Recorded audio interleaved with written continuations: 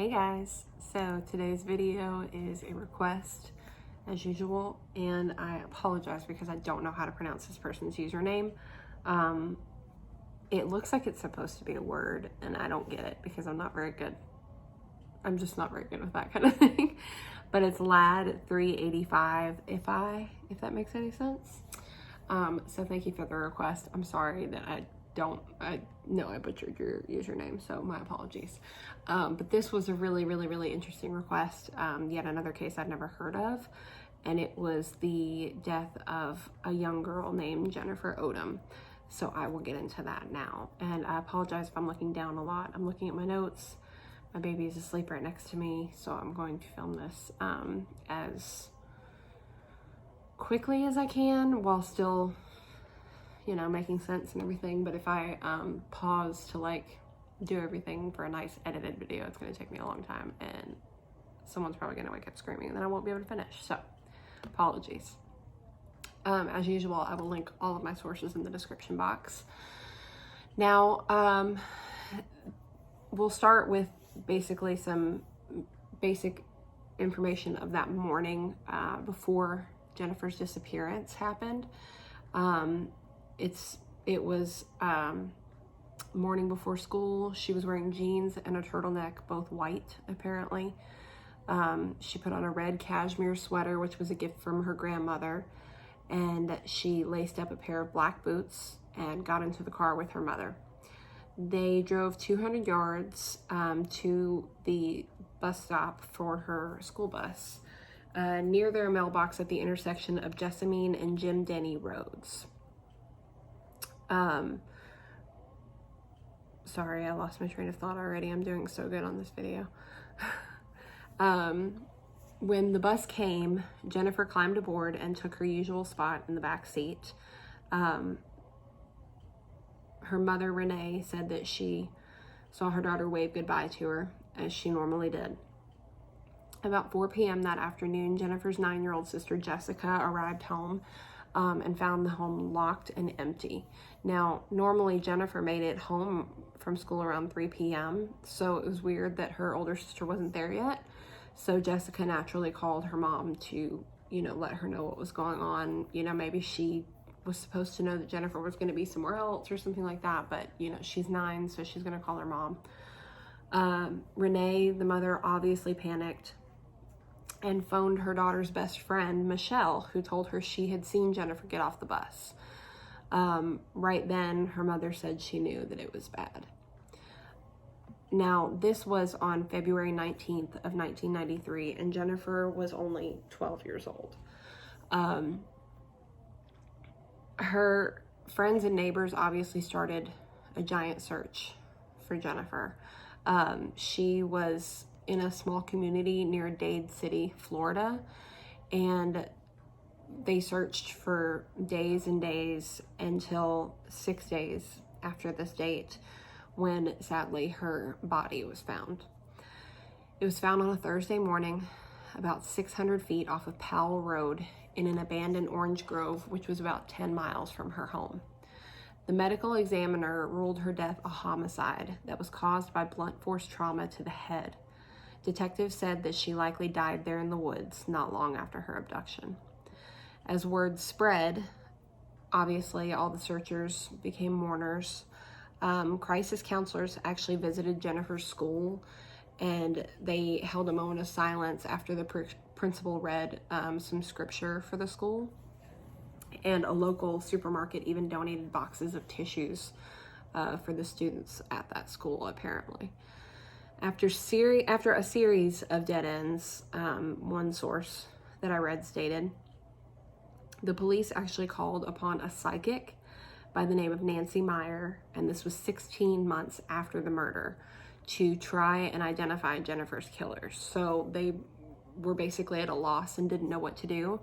Now, whether or not you believe in psychics, this does get a little bit interesting.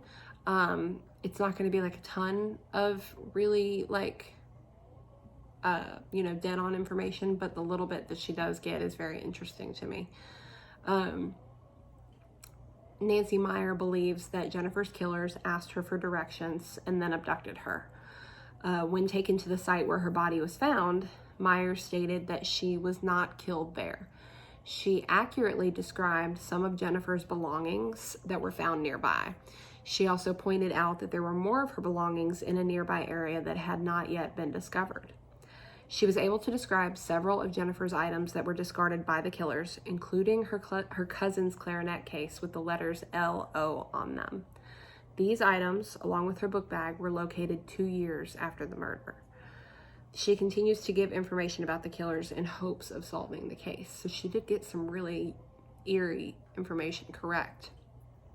Now, as far as suspects go, other kids that were on Jennifer's bus told authorities that they had seen an older model blue pickup truck heading in her direction as they were pulling away in Jennifer's direction after she got off the bus. The driver of the truck was a white male in his 40s with shoulder-length brown hair, so that's a little bit distinctive. Sorry, I keep losing my train of thought.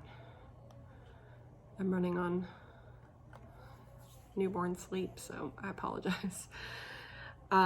These items, I'm sorry, I already read that part. Trying to go over my notes, and I'm having a little bit of trouble keeping up with them. The truck and the driver, the male, have never been located.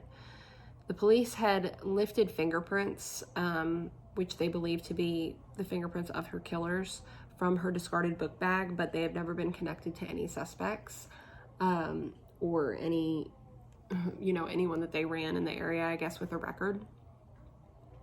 Nancy believes that Jennifer was murdered, Nancy Meyer, that is the psychic, believes that Jennifer was murdered by 2 men, both muscular mechanics who worked together, and that one of them may have been a smoker with a bad cough. How relevant that is, I don't really know, but that's what the psychic believes. The suspected serial killer, Frank T. Potts, is a possible suspect in Jennifer's case. Another possible suspect was Walter DeCharme, who lived in the area at the time of the murder, and his ex-wife claimed that he was responsible for the murder. So she believes, whether or not she's just being really vindictive or not, she does believe that he was involved in it.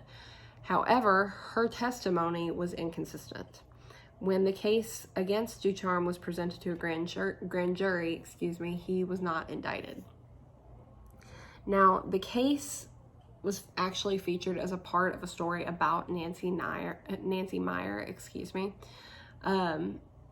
like in a TV series or something, because of how much information she got right before ever this information was found, which again is really interesting.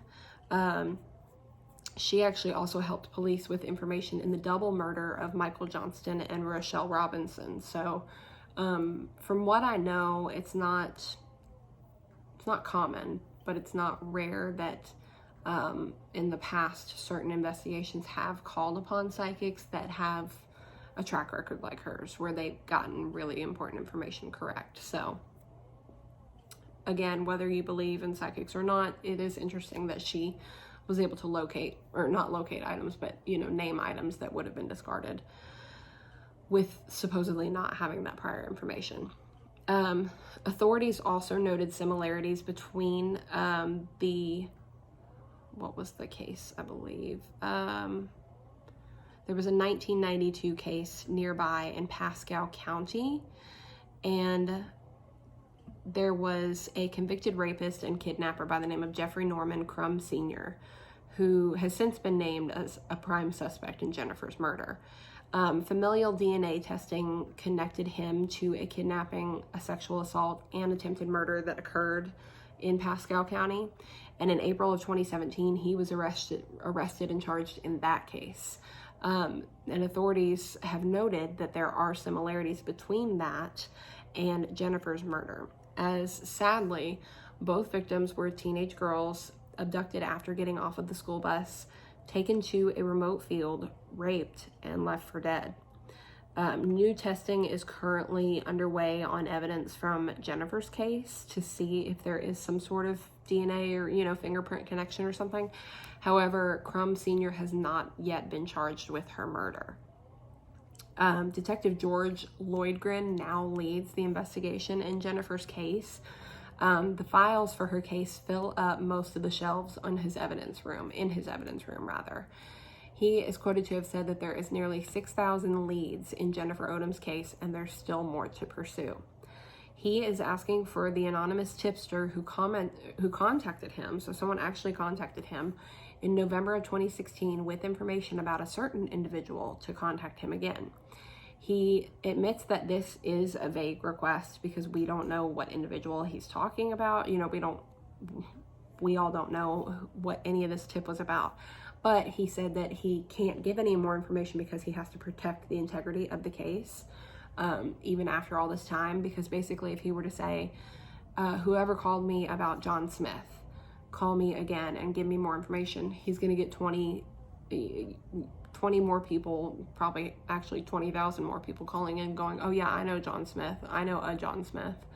And I don't like him and I think he's weird, you know, blah, blah, blah. And it's going to just like add to the paper load basically and not give concise help to the case. Now, he believes that Jennifer's killer is familiar with where she lived and where she was found.